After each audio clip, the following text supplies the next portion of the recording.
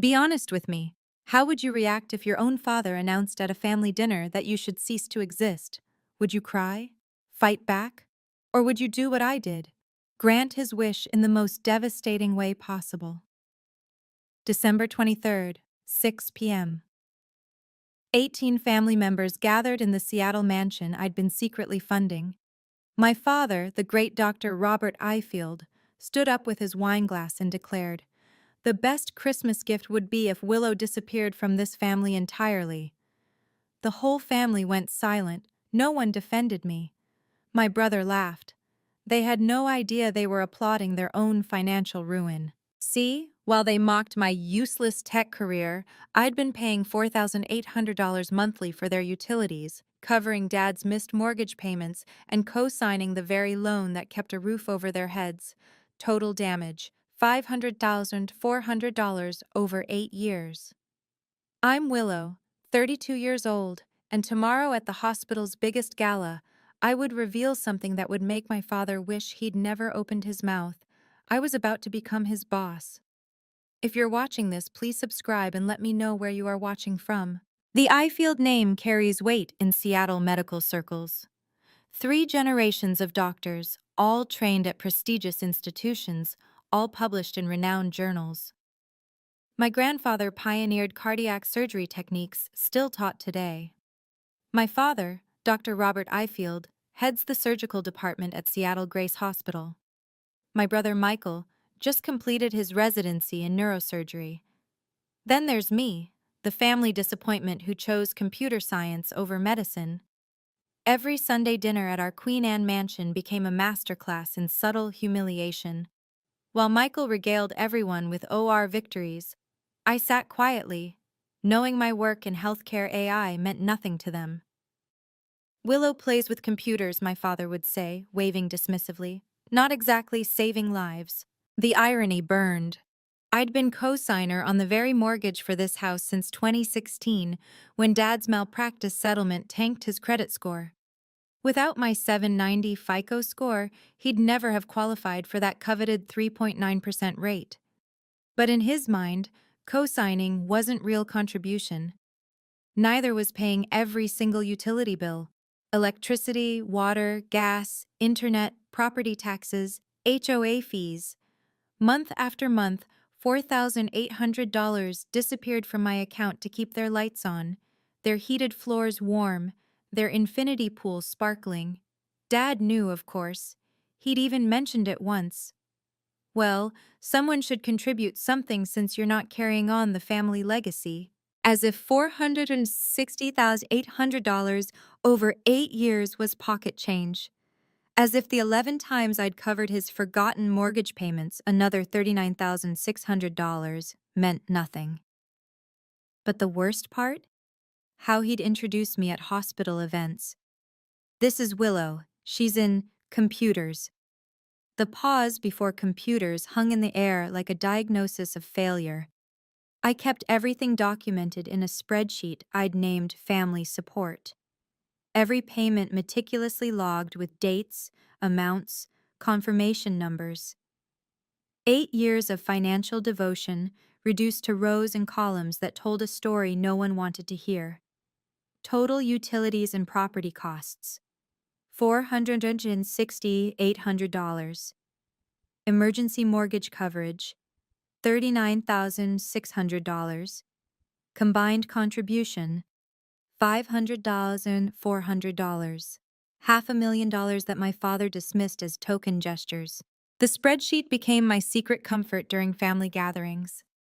While Dad praised Michael's real accomplishments and aunts cooed over his bright future, I'd mentally review my PayPal receipts, my bank transfers, my auto payment confirmations. Evidence of love measured in dollars that bought me nothing but dismissal. Michael's promotion means he'll finally out-earn Willow, Dad announced at Thanksgiving, raising his wine glass. Proof that medicine pays better than typing code. Michael had smirked. At least my work requires actual skill, not just Googling solutions. Mom had laughed, actually laughed. "Oh, Michael, be nice to your sister. Not everyone can handle the pressure of real responsibility." Real responsibility. I'd pulled up my banking app under the table, staring at that morning's auto payment, $4,800 for December's house bills. Their champagne glasses caught the light from the chandelier I paid to keep illuminated. That night, I'd added a new column to my spreadsheet. Recognition received. It remained empty. What they didn't know, what I'd hidden even from myself, was that my typing code had just earned recognition from the one place Dad worshipped above all others, the Geneva Medical Innovation Summit. But I wasn't ready to process that yet. First, I needed to survive one more family Christmas. The 2024 family Christmas card arrived at my apartment on December 15th, gold embossed, professionally photographed at the mansion's grand staircase. Dad in his white coat, Mom in pearls, Michael in scrubs. The Ifield medical dynasty in all its glory. I wasn't in it. "We took it during your work trip," Mom explained when I called. "Besides, your father thought it looked more balanced without you. Aesthetically speaking." Balanced. As if my absence was an aesthetic choice, not a deliberate erasure. I hung up and stared at the card propped against my laptop. The laptop that had just received an email that would change everything.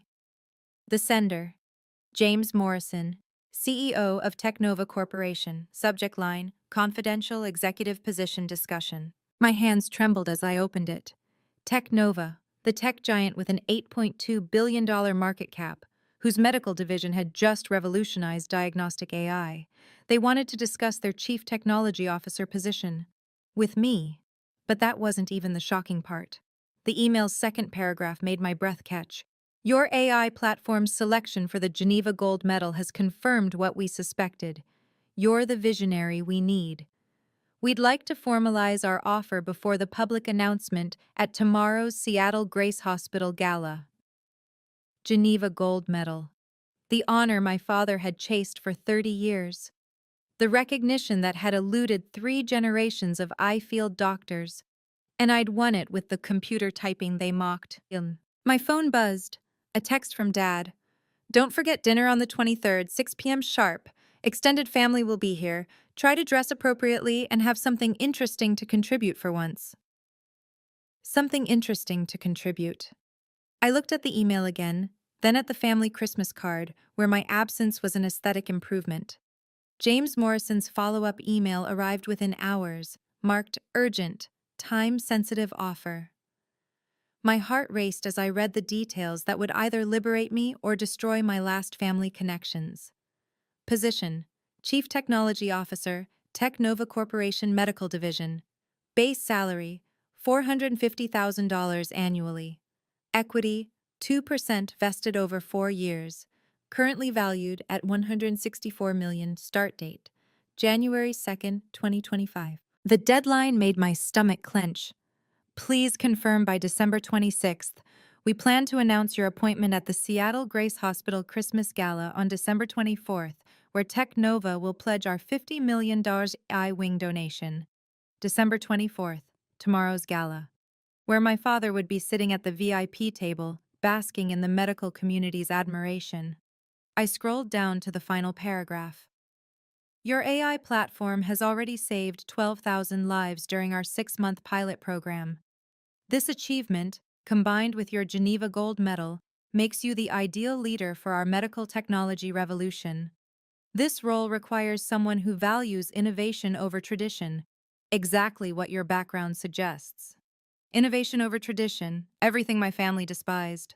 If I accepted, I'd have to stand on that stage tomorrow night, in front of 500 medical professionals, and publicly embrace everything my father considered beneath the Ifield name.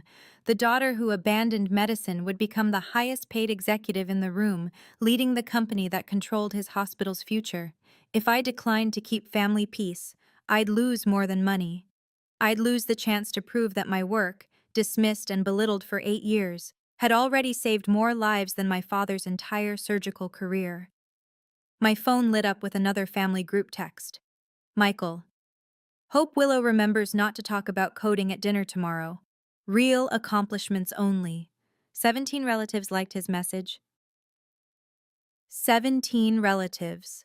The stakes crystallized as I opened my laptop to research what accepting Technova's offer truly meant. My fingers trembled over the keyboard, pulling up article after article about the company's revolutionary impact on healthcare. Technova AI reduces diagnostic errors by 67%. New England Journal of Medicine. Revolutionary platform catches early-stage cancers. Doctors miss. The Lancet. The future of medicine isn't human. Time magazine. Every headline represented validation my family would never give me.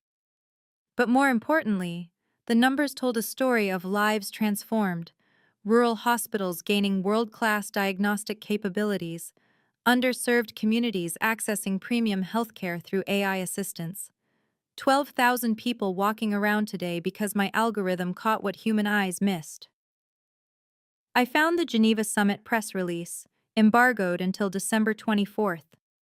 The 2024 Geneva Gold Medal for Medical Innovation goes to Willow Ifield for her groundbreaking diagnostic AI platform. This marks the first time in 40 years the award has gone to a non-physician. First time in 40 years. My father had submitted papers to Geneva 8 times, 8 rejections. But accepting meant more than professional triumph. It meant standing up at tomorrow's gala and essentially declaring, I chose technology over tradition. I chose innovation over your legacy. I chose myself over your approval. The family would see it as betrayal, the ultimate rejection of everything Ifield stood for. My banking app notification popped up. Automatic payment scheduled, $4,800 to Ifield Properties, LLC. Tomorrow's house bills, processed like clockwork while they planned their Christmas without me. I pulled up the co-signer agreement for Dad's mortgage. One phone call to Wells Fargo, and his rate would jump from 3.9% to 7.5%. His monthly payment would skyrocket from $3,600 to $5,200. Without my utility payments, he'd face $10,000 monthly expenses. The power to devastate them sat in my hands. December 23rd, 6 p.m. I stood outside my childhood home, holding a $300 bottle of wine I knew they'd critique anyway. Through the frosted windows, warm light spilled onto the manicured lawn I'd paid to maintain. 18 cars lined the circular driveway. The full Ifield extended family had assembled. Inside, the interrogation began immediately. Still typing code? Aunt Helen asked, her voice dripping condescension. Still saving lives? I responded quietly. Uncle Richard laughed. She thinks computers save lives. Robert, where did this one get her delusions? From her mother's side, clearly, Dad said, earning chuckles around the room. The dining room showcased the family's medical degrees like a shrine. Harvard, Johns Hopkins, Stanford, gilded frames reflecting chandelier light. My MIT diploma wasn't there. It never had been. Michael just got promoted to attending physician, Cousin Sarah announced, youngest in Seattle Grace history. Following in Robert's footsteps beautifully, Grandmother Ifield nodded approvingly. At least we have one child maintaining standards. Michael smirked at me across the table. Don't look so glum, Willow. Someone has to be the family cautionary tale about wasted potential. Speaking of waste, Dad interjected, Willow, are you still renting that cramped apartment? At your age, Michael owned his first condo. I've been busy paying for this house, I said quietly. The room went silent for a heartbeat. Contributing to utilities isn't paying for the house, Dad scoffed. And co-signing was the least you could do, considering we raised you. The least I could do? My voice stayed level. 8 years, $500,000. Money isn't achievement, Dad's voice turned ice cold. It's not legacy. It's not saving lives. You're right, I said. It's not. Tomorrow he'd learn what was. $500,000? Aunt Helen laughed sharply. Don't exaggerate, dear. I pulled out my phone, opening the spreadsheet I'd memorized. Utilities, property taxes, HOA fees, $4,800 monthly for 96 months, plus 11 emergency mortgage payments when Dad forgot. Total $500, $400. Forgot? Dad's face reddened. Strategic payment delays for investment liquidity. Is that what we're calling it? I kept my voice steady. The bank calls it delinquency. Michael slammed his wine glass down. You think paying bills makes you special? No. I think paying bills while being told I contribute nothing makes me done. Done? Mom finally spoke. What does that mean? It means, Dad interrupted, standing now, his voice filling the room, that Willow thinks she can buy respect, that she can purchase her way into meaning something to this family. The room held its breath. You want to know what would make this Christmas perfect? Dad's eyes locked on mine. If you disappeared from this family entirely. Stop pretending you belong at this table. Stop embarrassing us with your presence at hospital events. Just stop. 18 people, aunts, uncles, cousins, grandparents, my mother. Not one voice rose in my defense. Michael actually laughed. Finally, someone said it. I stood slowly, placing my napkin on my untouched plate. You want me gone? The best gift you could give us, Dad confirmed. Merry Christmas, then. I walked out, leaving my keys on the hall table. Behind me, Uncle Richard started clapping slowly. Others joined in. My phone buzzed as I reached my car. James Morrison. Hoping for good news tomorrow.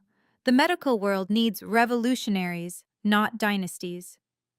I typed back with steady fingers. I'll take the position. The family group chat exploded before I even reached my apartment. Michael. Drama queen exit. Taking bets on how long before she comes crawling back. Cousin Sarah. Give her 3 days, Max. Aunt Helen. Your father's right, Willow. This victim complex is exhausting. Mom. Please don't make a scene at tomorrow's gala. Your father's reputation matters. His reputation. After telling me to disappear, she worried about his reputation. I sat in my car outside my apartment building, engine running, heat blasting against the December cold. My hands shook as I opened James Morrison's contact and hit call. Willow? His voice was warm, concerned. It's late. Everything okay? I'll take the position, I said, but I need to know something. Tomorrow's announcement.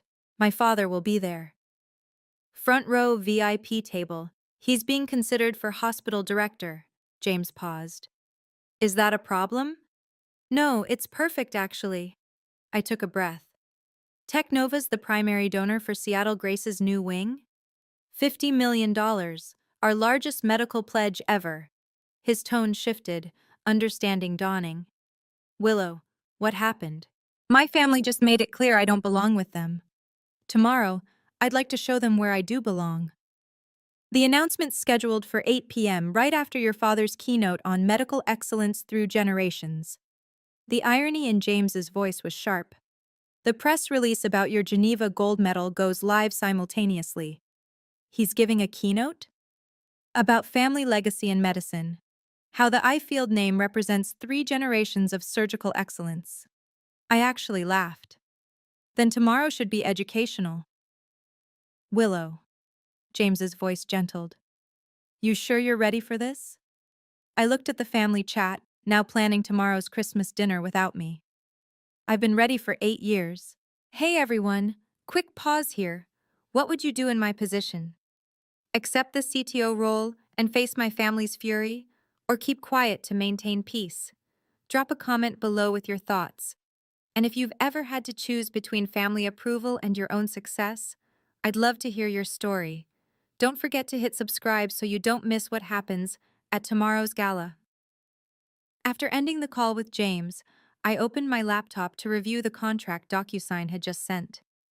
Every detail felt surreal. Chief Technology Officer, stock options worth more than my father's entire career earnings, a corner office overlooking Elliott Bay.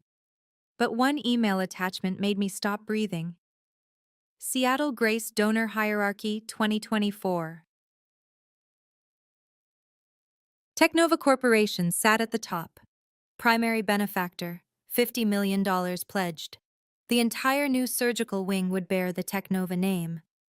Every OR, every recovery room, every piece of equipment my father would use for the remainder of his career would carry the logo of the company I'd now help lead. James had included a note. The hospital board requested you personally attend tomorrow's check presentation. They're particularly excited about implementing your AI diagnostic system hospital-wide. Dr. Patricia Hayes specifically asked if you'd consider joining their innovation committee. Patricia Hayes, the hospital director my father desperately wanted to impress for his promotion. Another email popped up, forwarded from James. The sender made my pulse race. Geneva Medical Summit Committee. Dear Ms. Morrison, we're pleased to confirm that media outlets have been notified about tomorrow's embargo lift. The announcement of Ms. Ifield's Geneva Gold Medal will coincide with your gala event at 8 p.m. PST. Reuters, Associated Press, and Medical Innovation Quarterly have all confirmed coverage. The Seattle Times specifically requested an exclusive interview with Ms. Ifield about becoming the first non-physician recipient in 40 years. First non-physician in 40 years. My father had submitted 8 papers, 8 rejections, and I'd won with the work he called playing with computers. I signed the DocuSign with my finger on the trackpad. The timestamp read 11:47 p.m., December 23rd. By tomorrow night, everything would change. My phone rang at 7 a.m. on December 24th. Dr. Patricia Hayes. Willow, I hope I'm not calling too early. Her voice carried an undertone I'd never heard before. Excitement? James Morrison told me the news. Congratulations on CTO. Thank you, Dr. Hayes. Patricia, please, we'll be working closely together. She paused. I need you to know something before tonight. I was on the Geneva Selection Committee. I've read every submission your father ever sent. Competent work, but derivative. Yours? Revolutionary. My throat tightened. He doesn't know I won. No, he doesn't. But he'll find out tonight, along with something else. Her voice dropped. I've been documenting your platform's impact at our partner hospitals. 12,000 lives saved is actually conservative. The real number's closer to 15,000. 15,000?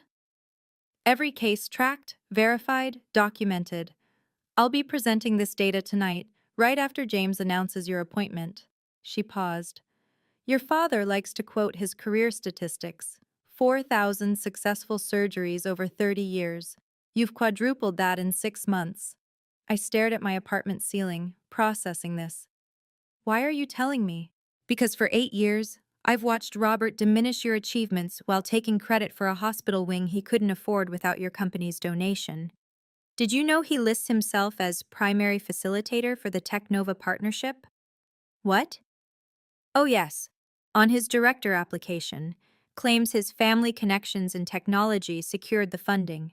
She laughed bitterly. He means you, of course. The daughter he tells everyone is wasting her life. You rejected his director application?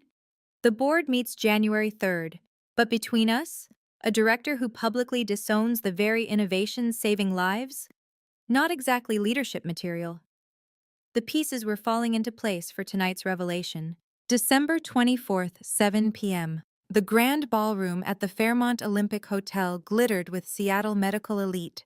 500 guests in designer gowns and tailored tuxedos, champagne flowing, conversations buzzing about funding, research, and reputation. I entered through the main doors wearing a simple black dress and my MIT alumni pin, the only jewelry I needed. The hostess checked her list, confused. Willow Ifield?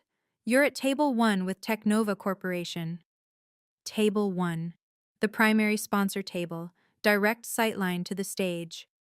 My father stood at Table 3, the VIP medical staff section, holding court with his surgical colleagues. He hadn't noticed me yet. Michael beside him, gesturing animatedly about some procedure. Mom in her favorite pearls, laughing at someone's joke. Willow! James Morrison's voice cut through the crowd. 6'2", silver-haired, commanding presence that made heads turn. There's our newest executive. He guided me to Table 1, where Technova's C-suite sat alongside major shareholders. The placement wasn't subtle.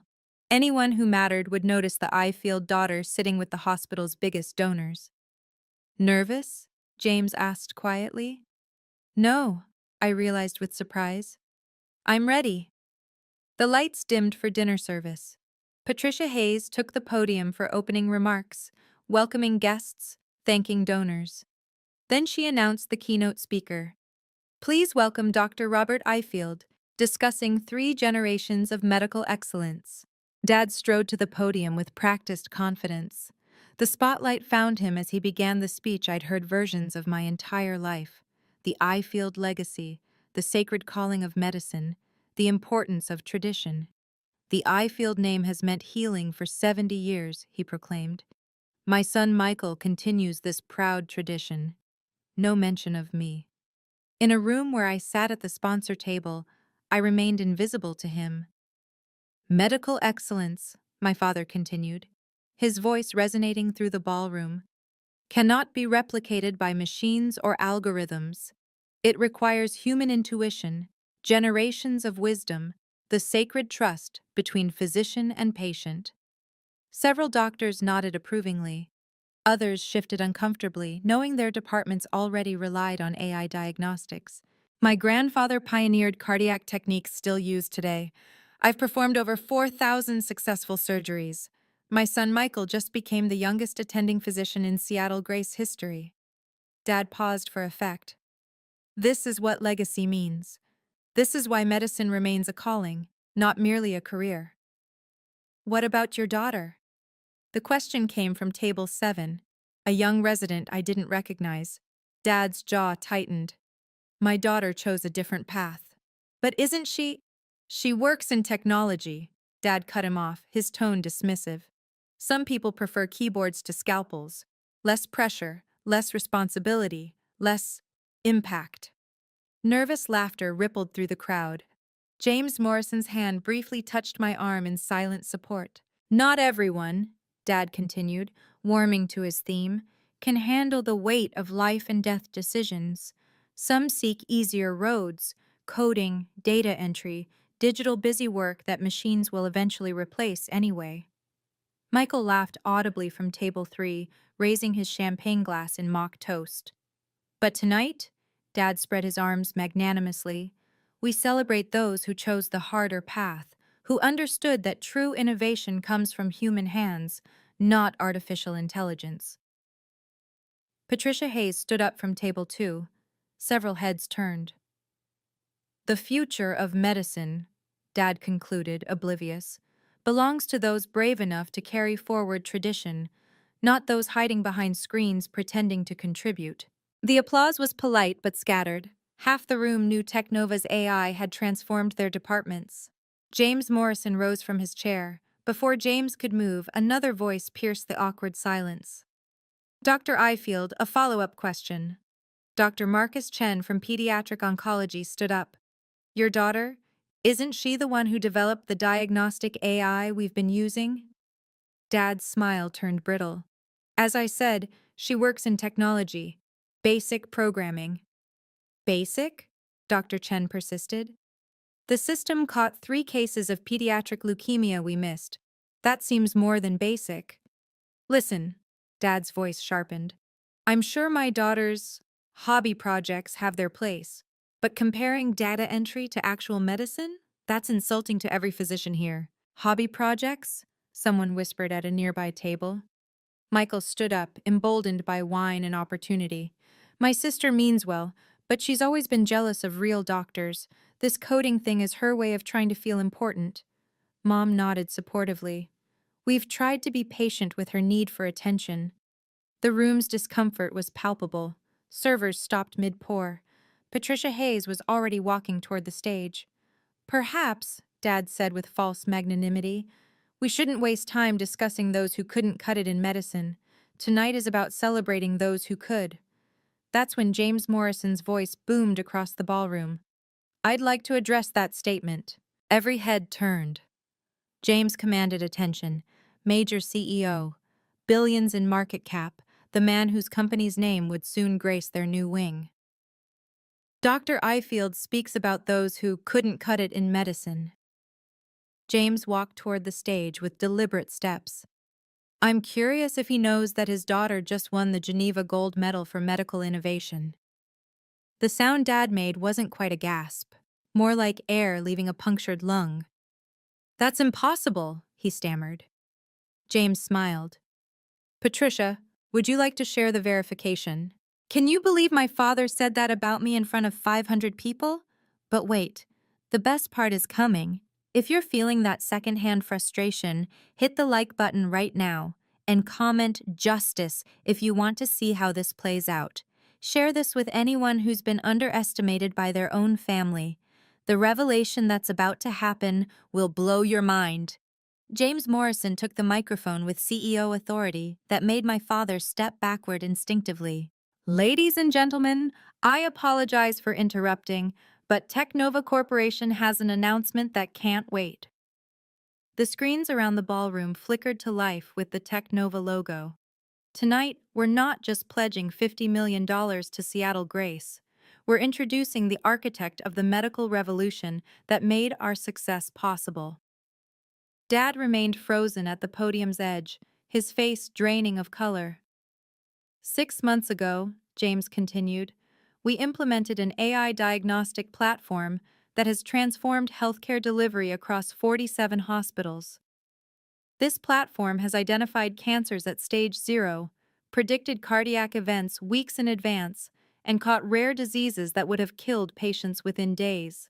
The screens shifted to data visualizations, survival rates, diagnostic accuracy, lives saved. 15,237 lives. James let the number hang in the air. That's not a projection. That's verified, documented reality, each case peer-reviewed and confirmed. Whispers rippled through the crowd. Doctors pulled out phones, checking their own department's statistics. This platform just won the 2024 Geneva Gold Medal for Medical Innovation, the first time in 40 years it's gone to someone without a medical degree. James paused, his eyes finding mine. Because sometimes, the greatest medical breakthroughs come from those brave enough to think beyond tradition. My father's hand gripped the podium's edge, knuckles white. Please welcome Technova's new Chief Technology Officer, the mind behind this revolution, and yes, Dr. Robert Ifield's daughter, Willow Ifield. The spotlight swung from my father to find me at table 1. 500 faces turned. The silence was absolute. I stood slowly, my MIT pin catching the light, and began walking toward the stage. Each step toward the stage felt like shedding 8 years of invisibility. The spotlight followed my path through the ballroom, past tables of surgeons who'd dismissed me, past relatives who'd mocked my choices, past my brother whose champagne glass trembled in his hand. Willow Ifield, James announced again, louder this time. Our new Chief Technology Officer. The words echoed off the ballroom's vaulted ceiling. Someone started clapping. Dr. Chen from Pediatrics. Others joined slowly, uncertain, looking between me and my father, who stood statue still at the podium's edge. I climbed the 3 steps to the stage. Dad's eyes met mine. Confusion, disbelief, and something else. Fear? He whispered into the hot mic. That's impossible. She can't be. James handed me the microphone with a subtle nod of encouragement. The weight of it felt right in my hand. Good evening, I said, my voice steady and clear. Yes, I'm Robert Ifield's daughter. The one who chose keyboards over scalpels. The one who couldn't handle real medicine. Michael had dropped into his chair, face ash white. Mom's hand covered her mouth. 12 hours ago, I continued, my father told me the best Christmas gift would be if I disappeared from the family. 18 relatives applauded that suggestion. Gasps rippled through the crowd. Patricia Hayes was recording on her phone. So I'm honoring his wish. I'm disappearing from the Ifield family legacy of traditional medicine. I turned to face my father directly, and appearing as the CTO of the company that will define medicine's future. The screens behind me lit up with the Geneva announcement, my name in bold letters beneath the gold medal image. Dad's legs seemed to give out. He gripped the podium to stay upright. I turned back to the audience, clicking the presentation remote James had discreetly handed me. The screens filled with data I knew by heart. This AI platform started as what my family called a hobby project, something I worked on during the nights I wasn't paying their bills. The spreadsheet appeared briefly, $500 and $400 highlighted. But while I was covering the mortgage on a house I wasn't welcome in, I was also building something that would save lives they couldn't reach. The next slide, before and after diagnostic rates from Seattle Grace's own departments. Radiology, 34% improvement in early detection. Oncology, 47% reduction in misdiagnosis. Emergency, 89% faster critical condition identification. I kept my voice professional, letting facts speak louder than emotion. 15,000 lives saved in 6 months. That's 83 lives per day. While my father performed 4,000 surgeries over 30 years, this platform saves that many every 7 weeks. Those are just numbers. Dad finally found his voice, though it cracked. Medicine is about human connection. You're right, I interrupted calmly. Which is why the platform doesn't replace doctors. It empowers them. It gives them time for human connection by handling data analysis in seconds instead of hours. Patricia Hayes had joined us on stage. "If I may," she said, taking a second microphone, "Dr. Ifield, you've repeatedly dismissed your daughter's work as not real medicine, yet you listed yourself as the primary facilitator of Technova's donation on your director application. You claimed credit for the very innovation you're denouncing." The crowd's murmur turned sharp. Board members exchanged glances. "Furthermore," Patricia continued, "the Geneva Committee you've submitted to 8 times, they specifically noted that Willow's work represents the most significant medical advance since antibiotics." Dad's mouth opened and closed soundlessly. Patricia Hayes wasn't finished. The hospital director commanded the stage with an authority that made my father shrink. "Let me be crystal clear for everyone here," Patricia announced. "Willow Ifield's platform has reduced our mortality rate by 34%, the largest improvement in Seattle Grace's history. More effective than any surgical innovation, any pharmaceutical breakthrough, any traditional intervention we've implemented." She clicked to a new slide showing department rankings. Every department using her AI system has seen unprecedented improvements. Every department resisting it, she paused meaningfully, has fallen behind national standards. My father's surgical department was highlighted in red at the bottom. "The future of medicine isn't tradition versus technology," Patricia continued. "It's embracing both, something Ms. Ifield understood while others clung to outdated hierarchies." "This is ridiculous!" Michael suddenly shouted from the floor, wine slurring his words. "She's not even a real doctor. She doesn't save lives. She types code." "Mr. Ifield," Patricia's voice turned ice cold, "your sister's typing has saved more lives this month than you will in your entire career. Sit down." The rebuke echoed through the silent ballroom. Michael collapsed into his chair. Patricia turned to me.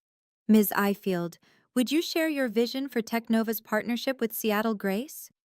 I nodded, clicking to the final slide, architectural renderings of the new wing. "The Technova Medical Innovation Center will integrate AI assistance into every aspect of patient care. We're not replacing the human touch, we're amplifying it.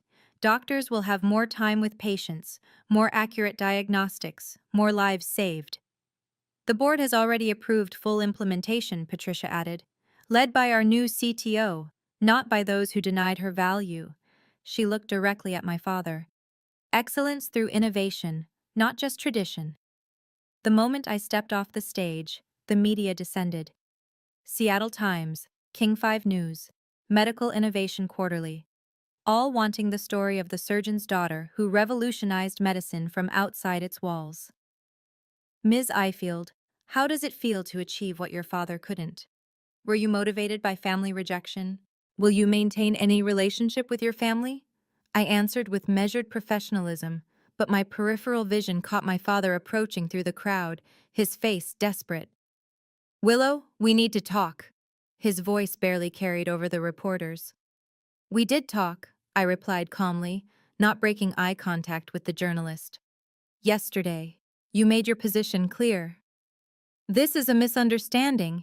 Excuse me, Dr. Ifield, James Morrison intercepted smoothly. Your daughter has interviews scheduled. Perhaps you could schedule time through her assistant after the holidays. Her assistant?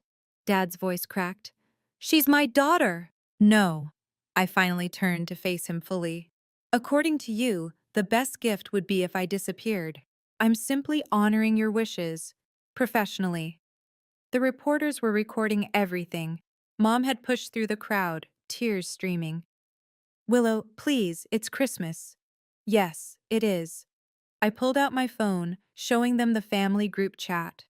The one you're planning without me. Michael's message has 17 likes, remember? Board members were watching.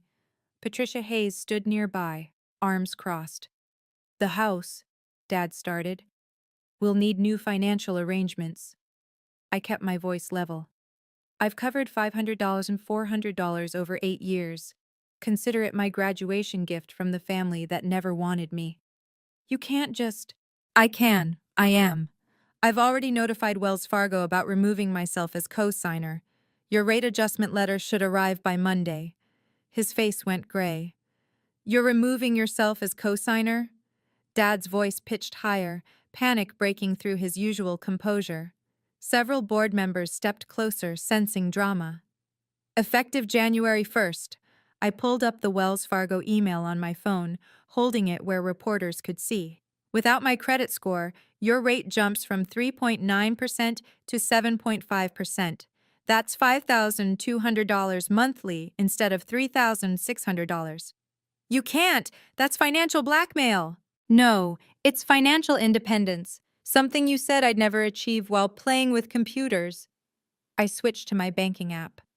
I'm also canceling the automatic payments for utilities, property taxes, HOA fees, and maintenance. That's another $4,800 monthly you'll need to cover.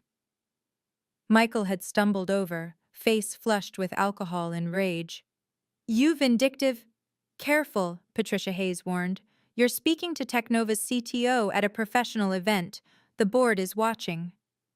$10,000 monthly total, I continued calmly. The mortgage company has already been notified. They seemed very interested to learn that Dr. Robert Ifield has been dependent on his daughter's charity for 8 years. Charity? Mom gasped. We're family. No. Family defends each other. Family celebrates success. Family doesn't applaud when someone says you should disappear. I looked at each of them. You made it clear I'm not family. I'm simply adjusting my finances accordingly. The Seattle Times reporter stepped forward. Ms. Ifield, are you saying your father has been financially dependent on you while publicly dismissing your career?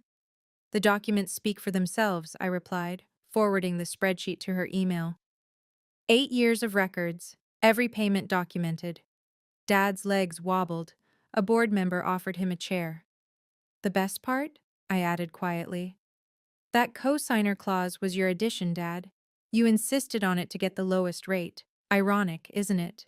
James Morrison stepped to the microphone one final time, his CEO presence commanding immediate attention. Before we conclude tonight's announcements, there's one more matter. He clicked to a new slide showing Technova's donation terms. Our $50 million commitment comes with specific governance requirements. Dad, still slumped in the chair someone had provided, looked up sharply. The AI Innovation Wing will operate under independent leadership, separate from traditional surgical departments. James's eyes found my father. This ensures that progress isn't hindered by those who resist change. Additionally, Patricia Hayes took the microphone. The hospital board has restructured our innovation committee. Effective immediately, it will be led by someone who understands both technology and medicine's future. Who? Dad's voice was barely a whisper. The committee specifically requested Ms. Ifield's guidance, Patricia announced. She'll have direct oversight of all AI implementation, reporting to the board, not department heads. The implication was clear. I would have authority over my father's department's technology adoption. This is nepotism in reverse, Michael slurred from the crowd. No, Patricia corrected sharply. Nepotism was promoting you despite mediocre performance because your father was department head. This is meritocracy. She pulled up Michael's performance reviews on the screen, a devastating move. Bottom quartile in diagnostics, multiple patient complaints, 3 near misses this month alone. You can't show that publicly. Dad tried to stand but wobbled. Actually, I can. Board transparency rules when addressing nepotism concerns. Patricia's smile was sharp. Your promotion is under review, Michael. We'll be investigating whether family connections influenced it. Mom was crying openly now. The family members who'd laughed at me yesterday were backing away, distancing themselves from the public humiliation. Merit, I said quietly into the sudden silence. Not name. That's the future of medicine. December 25th, Christmas morning. Seattle Times front page, business section. Tech daughter saves medical dynasty, then cuts it off. My phone hadn't stopped buzzing since midnight. LinkedIn notifications showed 50,000 new followers and counting. The Geneva announcement had gone viral on medical Twitter. Hashtag merit not nepotism was trending. The article was devastating in its thoroughness. Reporter Sarah Chen had done her homework, pulling public records, interviewing hospital staff, documenting every claim. The photo they'd chosen showed the moment of revelation: Dad gripping the podium, me walking toward the stage, the crowd's shocked faces. 8 years of financial support while being publicly dismissed, the article read.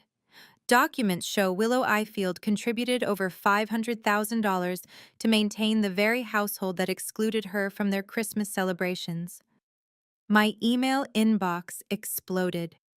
Job offers from Mayo Clinic, Cleveland Clinic, Johns Hopkins, speaking invitations from Harvard Medical School, Stanford, MIT, every major medical AI company wanting partnerships.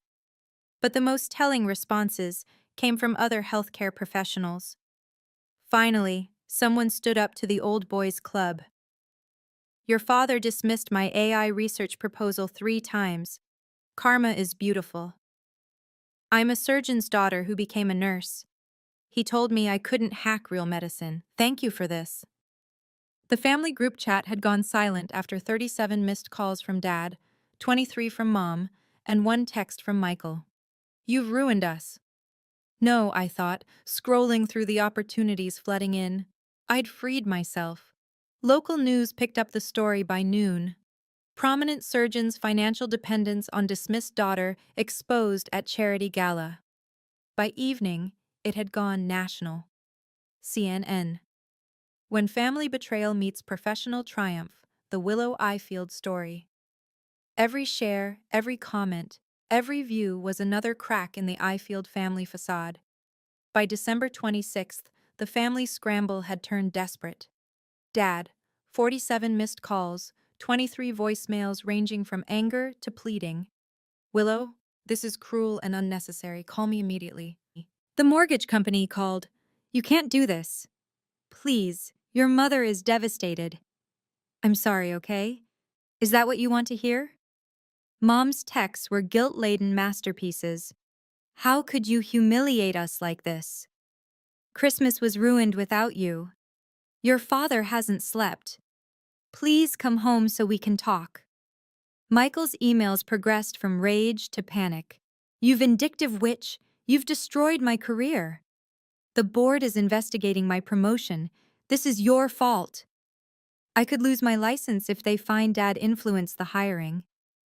Please tell them it wasn't nepotism, please.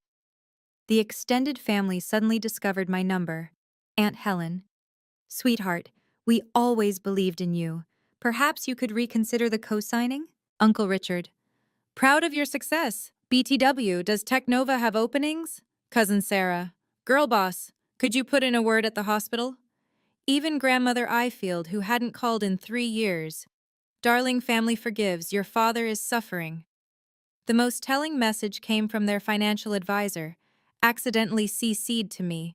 Dr. Ifield, without Willow's support, you'll need to liquidate investments or sell the house within 90 days. The payment increase is unsustainable with your current obligations.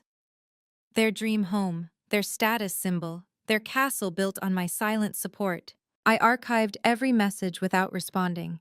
They'd wanted me gone. They'd celebrated my erasure. Now they were learning what my absence actually meant, not just emotionally, but financially, professionally, socially. The reckoning they'd never imagined had arrived. January 3rd arrived with consequences as precise as surgical cuts. The hospital board meeting minutes were leaked within hours. Dad's director application denied. The reason cited made headlines in medical blogs: failure to demonstrate inclusive leadership and resistance to innovation adoption. Michael's situation was worse. The investigation into his promotion revealed what everyone suspected: fast-tracked advancement, overlooked performance issues, preferential scheduling. His attending position was revoked, demoted back to senior resident, with mandatory performance improvement plans. "This is your fault," Michael's voicemail screamed. "You destroyed everything." "No," I thought, reading Patricia Hayes' email. "You destroyed yourselves."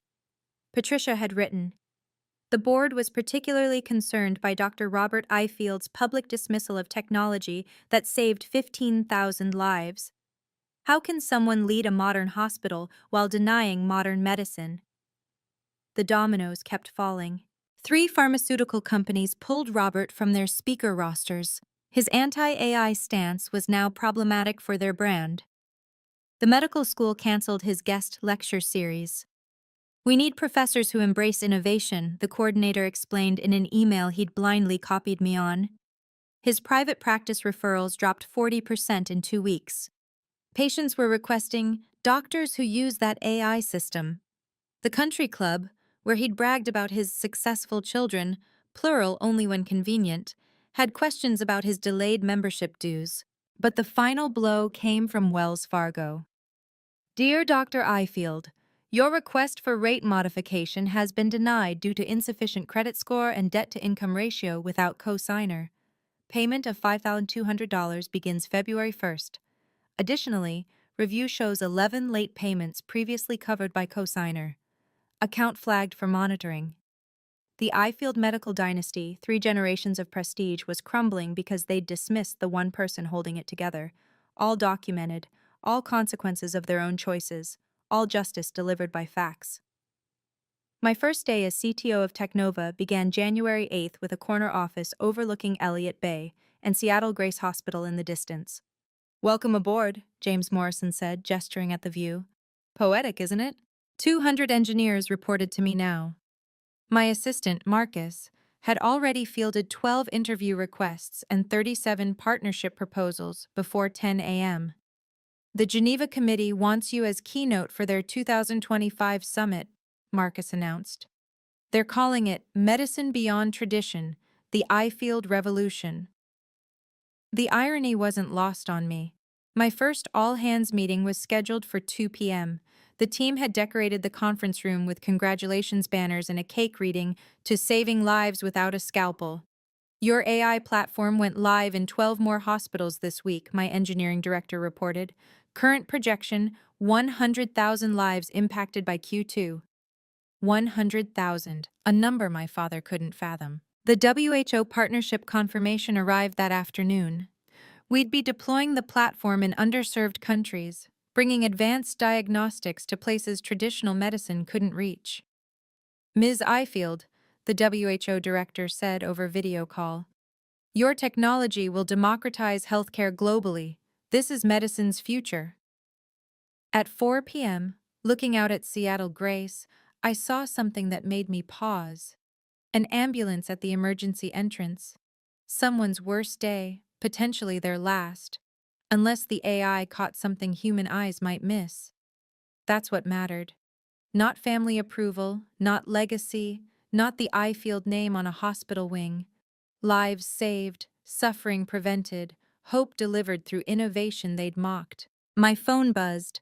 A text from an unknown number, a patient whose rare cancer was caught by my platform.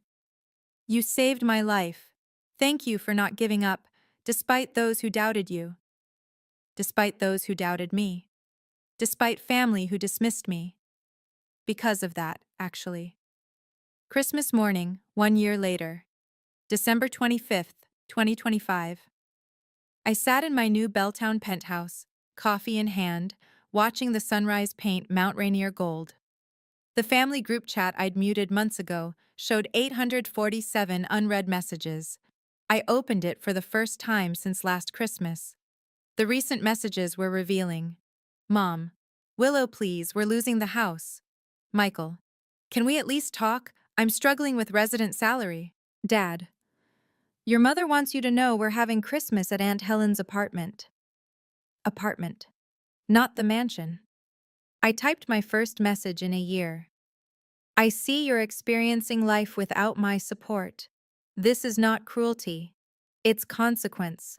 You celebrated my erasure from the family. I simply honored your wishes. If you want to reconnect, here are my non-negotiable conditions. 1. Public acknowledgement of 8 years of financial support. 2. Written apology for the Christmas Eve dismissal. 3. Acknowledgement that my work has value equal to medicine. 4. Commitment to therapy, family and individual. 5. Respect for my boundaries going forward. This isn't about money. It's about recognition, respect, and rebuilding on truth, not tradition. You have my terms, the choice is yours. I sent it and closed the app. Within minutes, my phone rang. Mom. I let it go to voicemail. Willow, sweetheart, those conditions, your father's pride, can't we just forget everything and start over? No. Starting over meant they'd learned nothing. Accountability came before absolution. Another call. Dad this time, also to voicemail. This is extortion, Willow. Family doesn't have conditions. But apparently, family could tell you to disappear. Family could mock your career while taking your money. Family could erase you from photos while cashing your checks. That wasn't family. That was exploitation. February 2025. Dad showed up at Technova's headquarters, desperate enough to try ambushing me at work. I need to see my daughter, he told reception, using his most authoritative surgeon voice. I'm sorry, Dr. Ifield, but you're not on Ms. Ifield's approved visitor list, the security guard replied professionally. Would you like to leave a message? I watched it all on my office security monitor. He'd aged years and months, gray stubble, wrinkled suit, the posture of defeat. This is ridiculous. I'm her father. Sir, I'll need you to leave the premises or I'll have to call building security. He left an envelope instead. Marcus brought it up an hour later. I opened it carefully. 2 pages of his precise surgeon's handwriting. Willow, this is all a misunderstanding. You've taken things too personally. Yes, I said some things in frustration, but family forgives. Your mother cries daily. Michael's career is ruined. The house is in foreclosure. You've made your point. You're successful. We get it. Now come home and fix this. Your father. Not love dad. Just your father. No apology, no acknowledgement, no accountability, just demands disguised as reconciliation. I had Marcus draft a formal response on Technova letterhead. Dr. Ifield, your letter was received. It contains no apology, no acknowledgement of wrongdoing, and no acceptance of the conditions I outlined for reconnection. You state I've taken things too personally. Telling me to disappear from the family was personal. Taking my financial support while denying my professional worth was personal. You want me to fix this. I did not break it. You did, with 18 witnesses who applauded. My conditions remain unchanged and non-negotiable. Willow Ifield, Chief Technology Officer, Technova Corporation. He never responded directly, but the legal papers arrived a week later, attempting to sue me for financial abandonment. His lawyer dropped the case after seeing the documentation. March 2025 brought an unexpected visitor. Mom came alone to Technova, waiting 6 hours in the lobby until I agreed to see her. She looked smaller somehow, designer clothes replaced with simple department store finds. The pearls were gone, probably sold. Willow, she began, then stopped, tears already starting. I. I'm sorry. The words hung between us, fragile and long overdue. I should have defended you. That night, when Robert said those horrible things, I should have stood up. I was a coward. She pulled out a worn envelope. I wrote this letter 100 times. I read it slowly. 3 pages of real accountability. How she'd enabled Dad's dismissiveness. How she'd prioritized peace over truth. How she'd failed as a mother. I've started therapy, she continued. Individual, not couples. Robert refuses to go. But I need to understand why I let this happen, why I let him diminish you while you held us up. What about Dad and Michael? Michael blames you for everything. He's living with friends, drinking too much. Your father. She paused. He's moved into a studio apartment, still insists he did nothing wrong, still telling people you betrayed the family. And you? What do you tell people?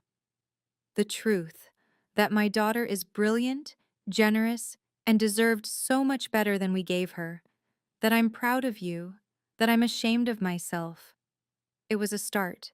Not forgiveness, not reconciliation, but a crack in the wall. Coffee, I said finally. Once a month, neutral location. You don't speak for Dad or Michael. You don't carry messages. You don't guilt trip. Just coffee. I'll take it, she whispered. It's more than I deserve. Maybe, but everyone deserved a chance to grow, even mothers who'd stayed silent too long. June 2025, 6 months after the gala that changed everything. My AI platform was now in 127 hospitals across 14 countries. The life counter on my office wall showed 147 lives impacted. By year's end, we'd cross 250,000. The Geneva Summit keynote had been standing room only. Medicine's future, beyond the iField legacy, drew record attendance. I never mentioned my father by name, but everyone knew. Michael had texted once, "Hope you're happy. I'm working urgent care in Tacoma." I wasn't happy he was struggling, but I wasn't responsible for his choices either. Dad had given one interview to a medical blog claiming I'd weaponized success against family. The comments destroyed him, hundreds of healthcare workers sharing their own stories of dismissive senior physicians. He never gave another interview. Mom and I had our monthly coffees. Slowly, carefully, we were building something new. Not a daughter trying to earn love through payment. Not a mother enabling toxic dynamics. Just 2 women learning to see each other clearly. "Your father asked me to give you this," she said at our latest meeting, sliding a card across. "We agreed, no messages." "I know, I told him that, but read it later or don't. Your choice." I opened it that night, a Christmas card. Inside, his handwriting. I was wrong. 3 words. No signature. It wasn't enough, not nearly. But it was the first crack in his armor, the first admission that maybe, just maybe, the daughter who saved lives through code was worth as much as the surgeon who'd dismissed her. I filed it away and went back to my work. Tomorrow, my platform would save another 400 lives. That mattered more than 3 words from a man who'd needed to lose everything to write them. Success isn't revenge. It's living well despite those who doubted you. Thank you for listening to my story. If you've ever been dismissed by family who should have supported you, remember, your worth isn't determined by their recognition. Subscribe for more stories about setting healthy boundaries and finding success on your own terms. Share this with someone who needs to hear that they're enough, exactly as they are. Comment, boundaries if you've learned to protect your peace. Until next time.